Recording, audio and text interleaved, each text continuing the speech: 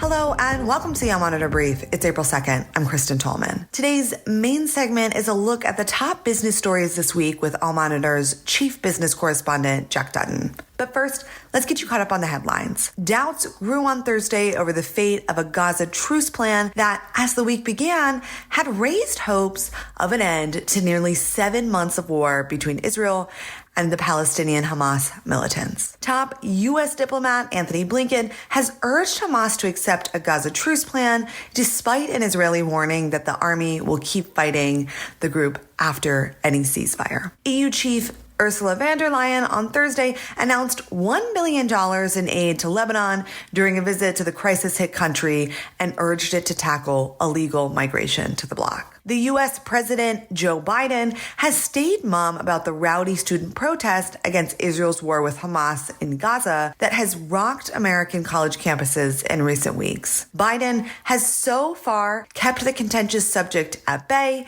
as it is likely to complicate his re-election campaign. President Gustavo Petro said Wednesday Colombia will sever diplomatic ties with Israel, whose government, led by Prime Minister Benjamin Netanyahu, he described as genocidal in its war in Gaza. U.S. coffee and fast food outlets Starbucks, McDonald's, KFC continue to see the boycotts over the Gaza war affect their businesses, with lower than expected financial performances and the shuttering of scores of struggling franchisees. As the United Nations and aid agencies in the Gaza Strip urge Israel to abandon its pending assaults on Rafah, they are quietly drawing up contingency plans for the expected invasion. And on Wednesday, Iran announced charges against the British Broadcasting Corporation, otherwise known as the BBC, over a report that alleged members of the country's security forces sexually assaulted and killed a teenage girl, Nika Shakarami, who protested during the 2022 Women Life Freedom Movement. And now, on to the main story. Hey, Jack. Welcome to the Al Monitor Brief. Thanks for having me on the podcast, Kristen. So there's been a few big business stories in the region this week. Let's first start with Turkey. What's the major story regarding Turkey's energy ambitions? Talk us through sort of what happened. Sure. So the Turkish energy minister, Alparslan Bayraktar, said in an interview that Turkey is in talks for a multi-million-dollar deal to buy liquefied natural gas, LNG, from the US energy major ExxonMobil.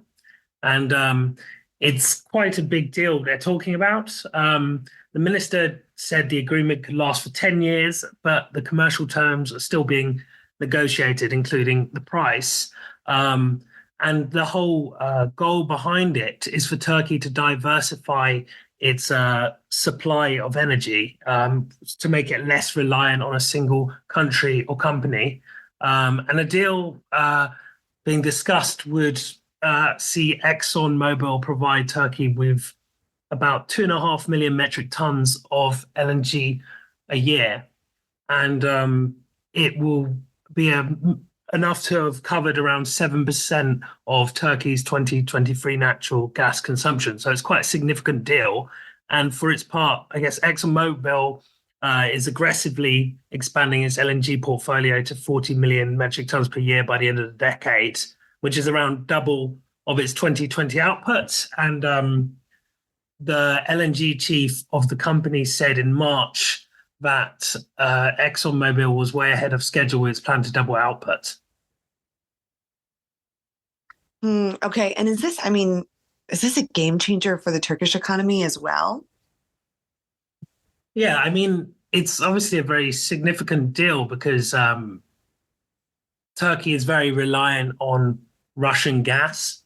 And especially since the Ukraine war broke out in February 2022, that has seen Western governments condemn Russia's invasion of its neighbor and implement financial sanctions on Russia, including trying to ban energy sales, which has meant that Russia has been able to sell its gas and oil and other energy at discounted levels, and Turkey has been a major beneficiary of that.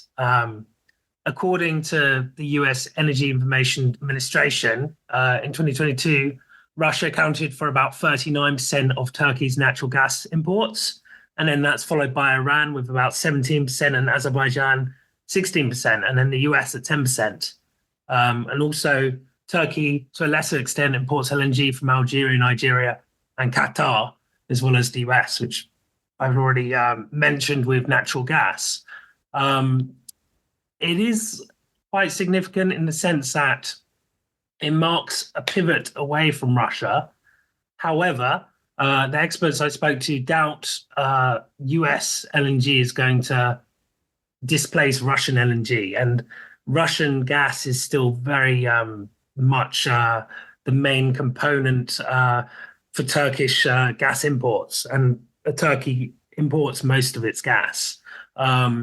If you look at the prices, Russia last year, for example, could offer gas that was priced the TTF, which is the European benchmark for gas. It was the TTF minus 10%. And now, for example, some of the gas which ends up in Turkey and Bulgaria, which you can't always track the molecules, but there's some of it will be from Russia. A lot of it's traded on the local exchange at €6 cheaper for spot price compared to the TTF. So Russian gas right now is very cheap because of these sanctions, and they're looking to sell as much as possible.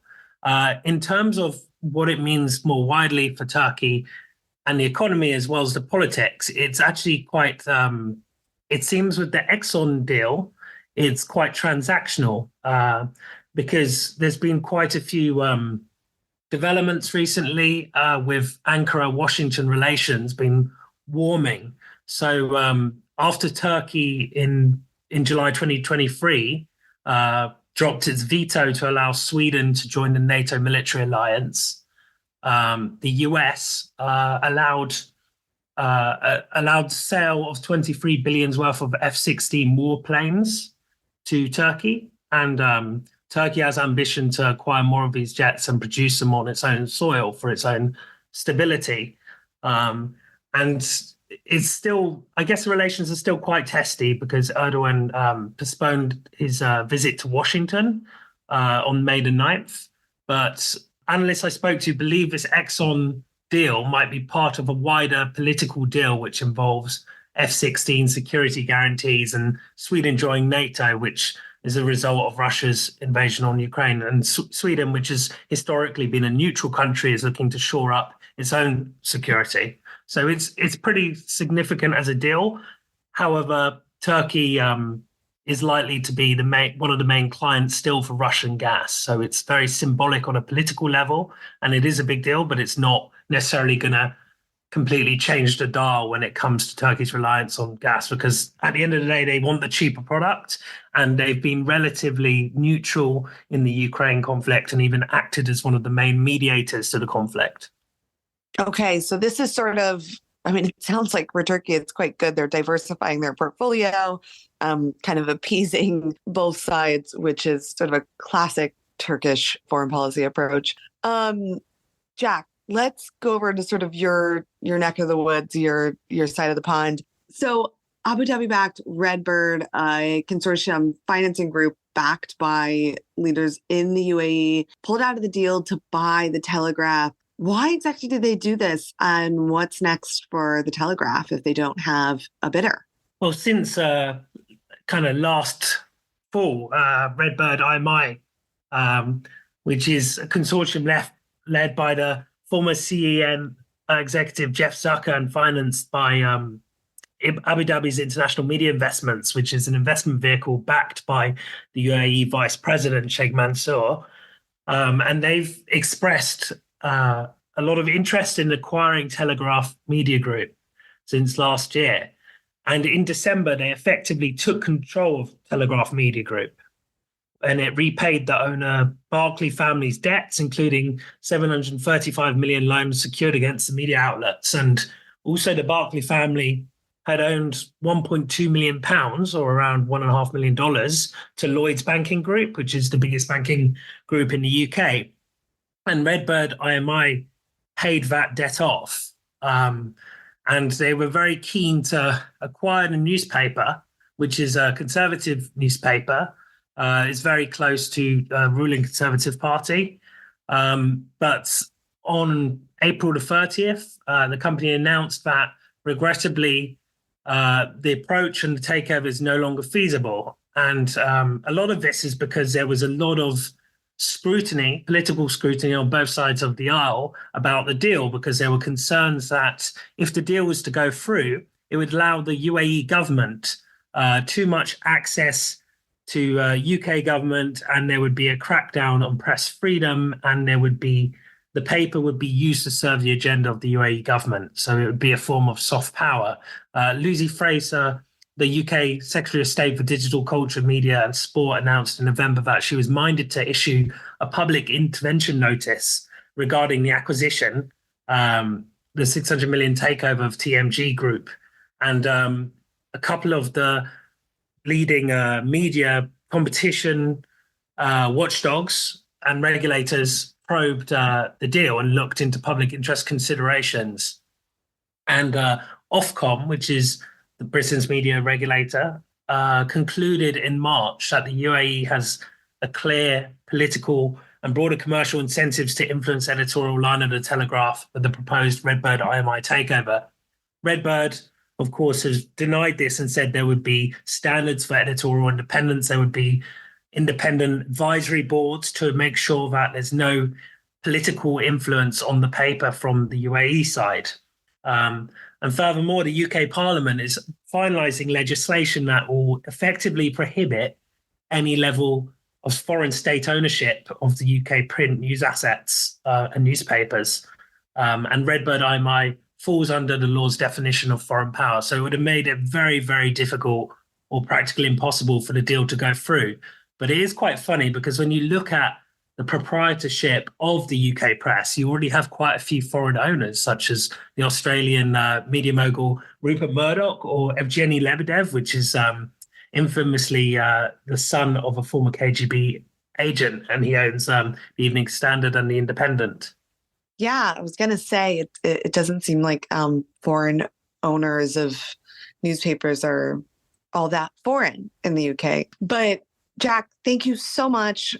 Many business stories in the region, tying them with the rest of the world, which I'm sure will continue. So we'll have you back on soon. Thanks. Cheers. That's it for today, May 2nd. You can read all these stories and more impacting the region at allmonitor.com.